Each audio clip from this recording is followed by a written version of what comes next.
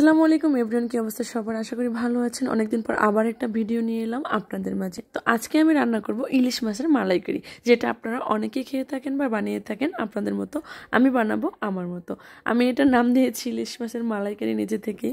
আপনারা কে কি বলেন আমি জানি না। তো আমি ইলিশ মাছের মালাইকারি রান্না করার জন্য নিয়েছি আগে থেকেই ভেজে রাখা ইলিশ মাছের পিস, নিয়েছি স্পেশালি নারকেলের পাউডার, যেটা এই রান্নাটার জন্য মেইন উপকরণ। নিয়েছি সাদা এলাচ, দারচিনি, তেজপাতা, সাদা তেল, বাটার এবং আরও একবার আপনাদেরকে দেখিয়ে দিচ্ছি কি কি নিয়েছি। তো এখনই আমি এটা প্রথমে একটা প্যানে একটু বাটার দিয়ে ভালোভাবে নেড়ে চেড়ে নেব। এরপর একটু সাদা তেল ব্যবহার করলাম, এটা অপশনাল, আপনারা চাইলে দিতে পারেন নাও দিতে পারেন। এরপরে আমি দিয়ে দিলাম এর মধ্যে কাঁচা পেঁয়াজ কুচি, দিয়ে দিলাম 3 ধরনের মশলা, এলাচ, দারচিনি, তেজপাতা। এটাকে ভালোভাবে নেড়ে চেড়ে নেব। এরপরে দিলাম সামান্য লবণ, দিলাম হলুদের গুঁড়া, এটা কালারের জন্য দিয়েছি। এরপরে যে মেইন উপকরণ সেটা আমি বানিয়ে নেব। এখন আমি বাটির ভিতরে পানি দিয়ে এরপরে এর ভিতরে দিয়ে দিলাম নারকেলের পাউডার। এটাকে ভালোভাবে নেড়ে চেড়ে একটা নারকেলের দুধ বানিয়ে নেব।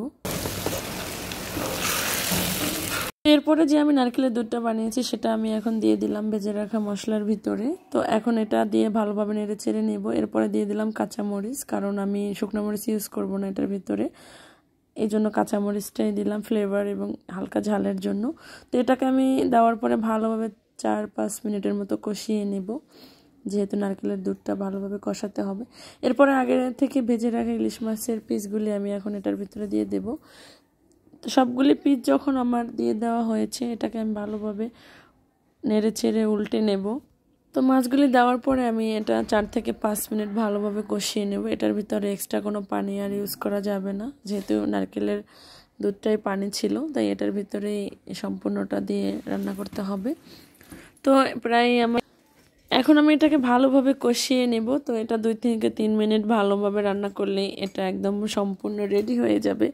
আর এই রান্নাটা আপনি পোলাওর সাথে খেয়ে দেখতে পারেন, এত মজা লাগে। পোলাওর সাথে একবার হলেও খেয়ে ট্রাই করবেন। তো দেখা হবে নতুন কোনো ভিডিওতে। আজকে এই পর্যন্ত, আল্লাহ হাফিজ।